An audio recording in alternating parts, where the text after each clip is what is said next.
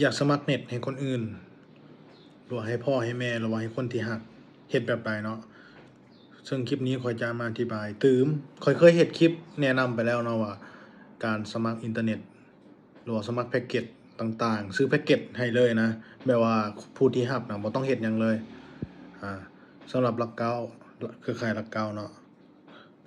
มาเบิ่งกันเลยว่ามีขั้นตอนแบบใดเนาะก่อนอื่นให้ทุกคนมาตามลิงก์ตัวนี้เนาะ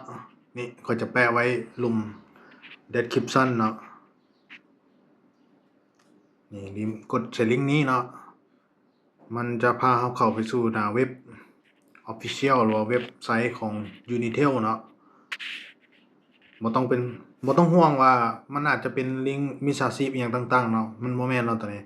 มันเป็นลิงก์เว็บไซต์ทางการของ Unitel เนาะซึ่งอยู่นี่เราสามารถซื้อแพ็กเกจอินเทอร์เน็ตหรือว่า FTTH หรือว่าหยังว่า Wi-Fi นะแล้วก็ซื้อซิมซื้อหยังได้เบิดเนาะอยู่นี่แพ็กเกจต่างๆหรือว่าบริการต่างๆของหลักเก้าเนาะแม่นเราสามารถมาซื้ออยู่นี่เลยและการซื้อแพ็กเกจมือถืออยู่นี่อยู่ในเว็บไซต์ตัวนี้แม่นเราบ่ต้องจื้อว่ารหัสแนวใดเนาะว่ารหัสแพ็กเกจนะเราบ่ต้องจื้อก็ได้ว่ากดดอกจันนั่นนี่บ่ต้องจื้อก็ได้แล้วก็ต้องเติมเป็นเบอร์นั้นเบอร์นี้ทุกเบอร์ว่าจะเป็นซิมเน็ตหรือว่าซิมรายเดือนหรือว่าซิมเติมเงินธรรมดาเนาะเราก็สามารถสมัครแพ็กเกจให้เลยตอนนี้ได้เนาะแต่ว่ามันบ่จำกัดอยู่นี่ก็คือถ้าว่าเรากดเป็นรหัสมันอาจจะจำกัดในเบอร์ที่ว่ามันเป็นซิมเน็ตหรือว่าเป็นซิมธรรมดาเนาะมันอาจจะแยกเนาะมันจะบอกนี่มันจะมีแพ็กเกจทุกแพ็กเกจนี่รวมกันแล้วก็แพ็กเกจประจำวันเนาะนี่เขาจะเริ่มต้นจากการเข้ามาสู่หน้าเว็บตัวนี้เนาะหลังจากเรากดลิงก์แล้วมันจะเข้ามาสู่หน้าเว็บตัวนี้ให้เรามาเบิ่งแพ็กเกจมือถือนี้หรือว่าถ้าว่าเป็นคนต่างประเทศเนาะหรือว่าคนไทยหยังมาเที่ยวลาวครั้งแรกเนาะแล้วบ่ฮู้ว่าแพ็กเกจมีแพ็กเกจหยังแหน่เนาะสำหรับบักเก่าเราสามารถเบิ่งในนี้ได้เนาะใช้วิธีนี้ได้เนาะนี่เข้ามานี้จะมีตัวนี้ให้เลือกเนาะเห็นเนาะแพ็กเกจมือถือนี่เนาะเราก็เลือกเป็นเบิ่งทั้งหมดเนาะกดใส่บาทหนึ่งเนาะนี่มันก็จะมีแพ็กเกจประจำวันแพ็กเกจประจำเดือนเนาะมันก็จะนับแต่แพงจนฮอดถึกสุดนี่ถึกสุดก็ 10,000 3 กิกต่อ7มื้อเนาะเราก็เลื่อนเบิ่งได้เนาะเลื่อนซ้ายเลื่อนขวามีไปได้นะเบิ่งได้เนาะนี่เลื่อนเบิ่งได้มันจะบ่ได้จำกัดว่าเราต้องเป็นซิมเน็ตหรือซิมอิหยังก็ตามเนาะที่ว่าเป็นหลักเก้าเราสามารถเติมแพ็กเกจให้ได้เลยเนาะอย่างนั้นเราก็เลื่อนหาเนาะนี่คือข้อยเห็นแล้วนี่แพ็กเกจที่ว่าข้อยต้องการลงทะเบียนนี่สมมุติตัวนี้แพ็กเกจตัวนี้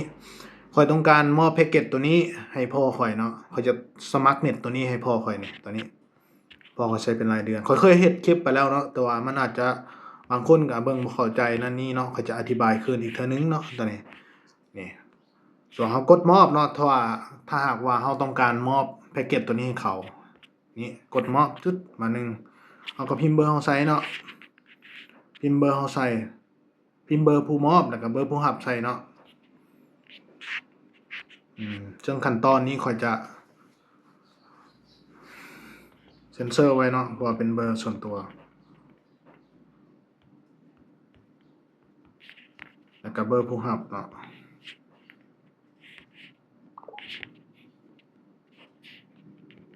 หมด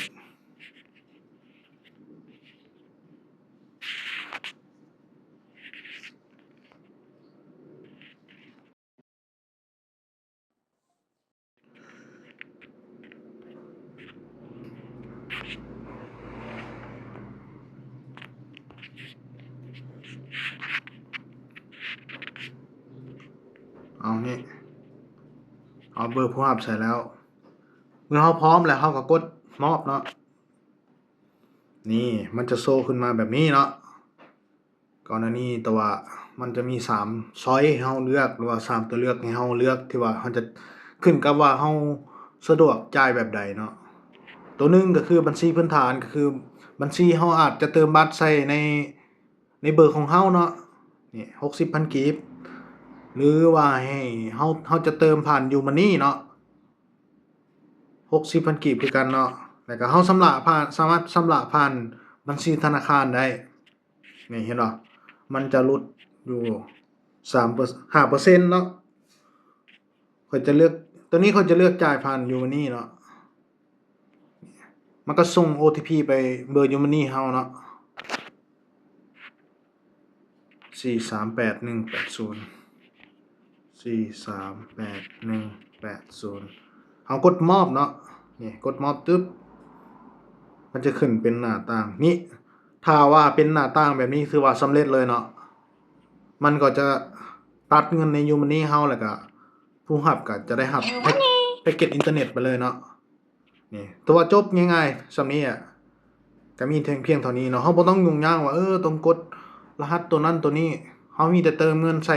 เบอร์เฮาแล้วเฮาก็มอบให้ผู้ที่ว่าต้องการมอบเลยเนาะเองก็ได้เฮ็ดคลิปไป2คลิปแล้วการมอบแล้วก็การเติมแพ็กเกจตัวนี้ตัวนี้จะมาอธิบายตืมเนาะตัวนี้ก็ซึ่งลิงก์ตัวเว็บไซต์ตัวนี้บางคนอาจจะบ่ฮู้เนาะค่อยจะเอาแปะไว้ในลุ่มคำอธิบายของคลิปนี้เนาะให้ทุกคนกดแล้วว่าเซฟไว้ในโน้ตในหยังก็ได้เนาะนี่คือค่อยเซฟไว้ในโน้ตนี่เมื่อค่อยอยากต้องการค่อยก็กดใส่แล้วมันก็ลิงก์เข้ามาใส่หน้าเว็บเลยเนาะเปิดลิงก์นี่เห็นเนาะมันก็ลิงก์เข้ามาเลยบ่ต้องยุ่งยากว่าต้องกดรหัสตัวนั้นตัวนี้มาเลือกมึงเลยเนาะอยู่นี่หรือว่าเฮาต้องการแพ็กเกจตัวอื่นก็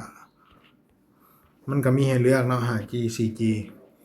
ถ้าว่าคลิปนี้มีประโยชน์ฝากกดไลค์กดติดตามให้เด้อบ๊ายบายพบกันคลิปหน้า